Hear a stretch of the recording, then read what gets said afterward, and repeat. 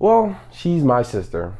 Now, I never even knew I had a sister until it was too late. And by the time I found out, we'd already fooled around. A half sister, though. Just half. Now, I know everyone fooled around in high school. You probably did too. Okay. Our daddy fell in love twice. That's basically how it happened. Once with my mom and then once with her mom.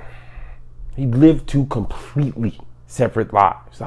He lived with me and my mom for a while, and then he just disappeared out of nowhere and go live with her and her mom for a while. He disappeared for months at a time. This went on for years, where he kept reappearing and then disappearing. And then, suddenly, one day, out of the blue, he stops. He stays home for a while. He just stayed home. Never did anything. Just sat in his chair, staring. And then he'd go on these long walks, walk all day, and then he'd walk all night.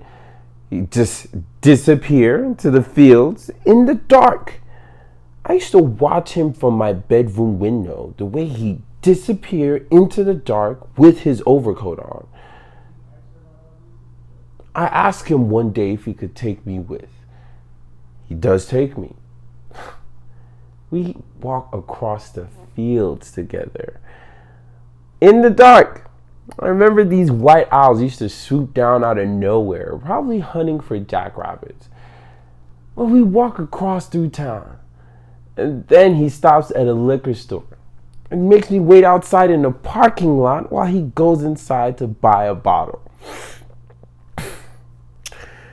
I remember feeling sorry for him, though. Don't know why. Anywho, he comes outside with the bottle in a brown paper sack, and he opens it up and he offers it to me.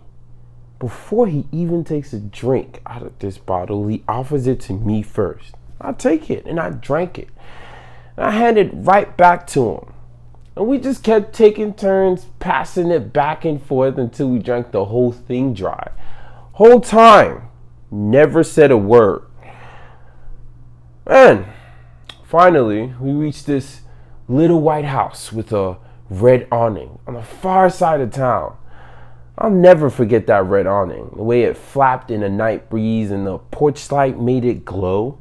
It was a hot desert breeze, and the air smelled like new cut alfalfa. He goes onto the porch and he rings the doorbell. Now, I remember getting real nervous because I wasn't expecting to visit anyone. I thought we were just out for a walk. And this real pretty lady with red hair opens the door. She is fine. And throws herself in his arms. And he just starts crying. Right there. Right in front of me. She's kissing him all over his face and holding him real tight. And he's just crying like a baby. Right there. Right in front of me. And then, through the doorway, behind them both, stands this girl. She's standing there, staring at me, and I am staring right back at her. We cannot take our eyes off each other. It was like we knew each other from somewhere, but couldn't place where.